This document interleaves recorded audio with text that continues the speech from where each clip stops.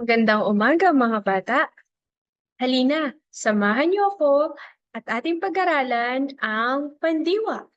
Handa na ba kayong makinig? Magaling! Ngayon, dahil handa na kayo, atin nang talakayin kung ano ang pandiwa. Ano nga ba ang pandiwa?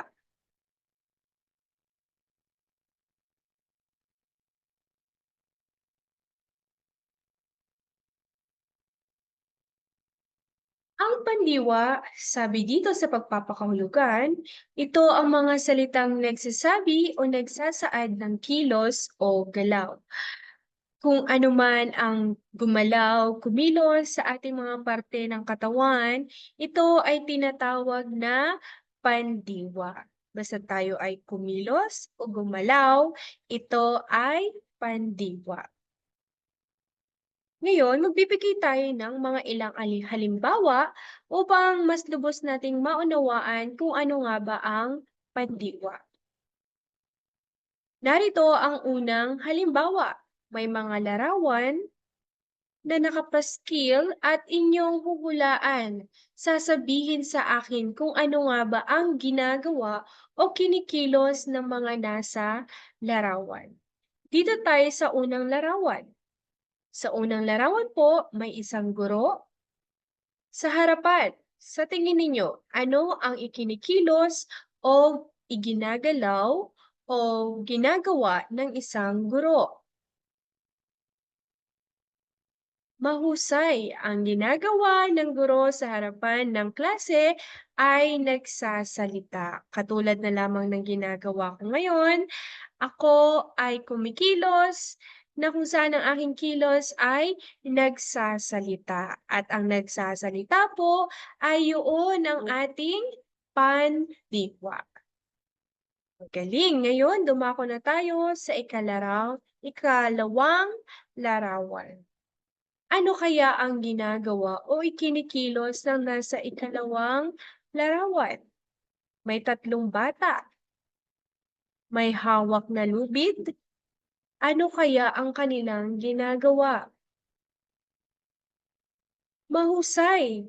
Ang ginagawa ng nasa ikalarang larawan na kung saan may tatlong bata at may lubid na hawak-hawak, sila po ay naglalaro. Magaling!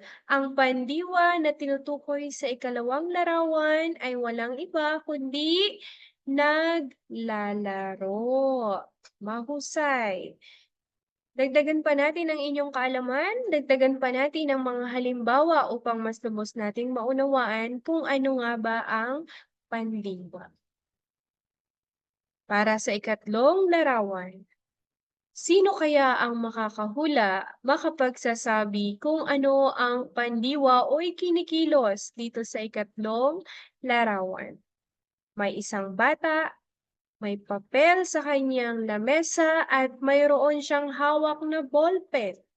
Ano kaya ang ikinikilos o ano nga ba ang pandiwa dito sa ikatlong larawan? Magaling! Ang salitang kilos o pandiwa dito sa ikatlong larawan ay nagsusulat.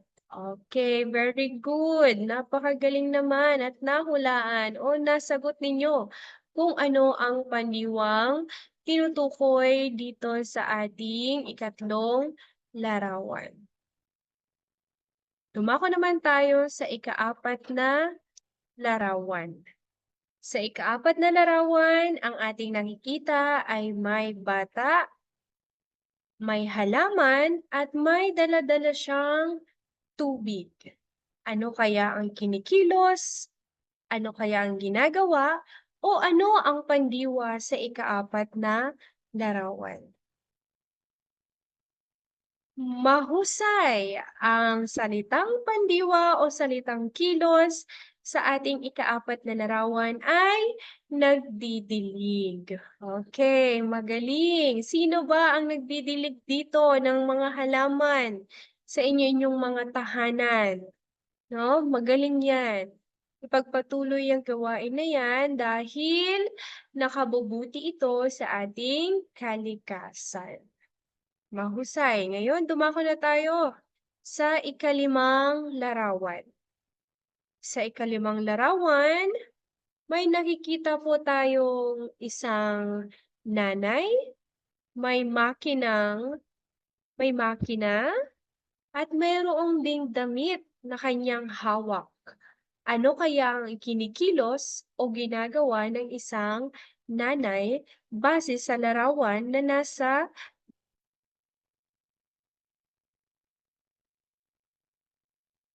mahusay, tumpak?